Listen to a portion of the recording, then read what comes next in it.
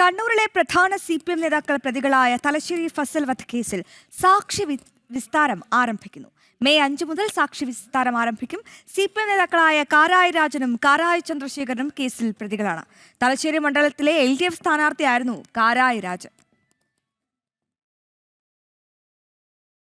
22-ന് പുലർച്ചെ തലശ്ശേരിയിൽ വെച്ചായിരുന്നു NDF പ്രവർത്തകനായിരുന്ന ഫസലിനെ CPM ക്രിമിനൽ സംഘം കൊലപ്പെടുത്തിയത്. CPM നേതാക്കളായ കാരായി രാജനും കാരായി ചന്ദ്രശേഖരനും കേസിലുള്ള പങ്കാളിത്തം CBI അന്വേഷണത്തിൽ പുറത്തുവന്നു. പ്രതികളായ CPM നേതാക്കളെ തുടർന്നും പാർട്ടി സംരക്ഷിച്ചു വരികയാണ്. തലശ്ശേരിയിലെ LDF സ്ഥാനാർത്ഥിയായിരുന്നു കാരായി രാജൻ. മറ്റൊരു പ്രതി കാരായി ചന്ദ്രശേഖരൻ തലശ്ശേരി മുനിസിപ്പൽ ചെയർമാനാണിപ്പോൾ. CPM ക്രിമിനൽ കൊടിസുനി ഒഴികെ എല്ലാ പ്രതികളും ജാമ്യത്തിലാണുള്ളത്. RSS പ്രവർത്തകരെ കേസിൽ കുടുക്കാൻ തുടക്കത്തിൽ പോലീസ് ശ്രമിച്ചിരുന്നു. സജീവ CPM പ്രവർത്തകനായ ഫസൽ പാർട്ടി വിട്ട് NDF-ൽ ചേർന്നതിന്റെ വൈരാഗ്യത്തിലായിരുന്നു കൊലപാതകം നടത്തിയത്. കണ്ണൂർ ജില്ലയിലെ പ്രമുഖ CPM നേതാക്കൾ തന്നെ പ്രതികളായ തലശ്ശേരി ഫസൽ വധക്കേസ് CPM-നെ വലിയ തോതിൽ പ്രതിരോധത്തിലുമാക്കിയിരുന്നു.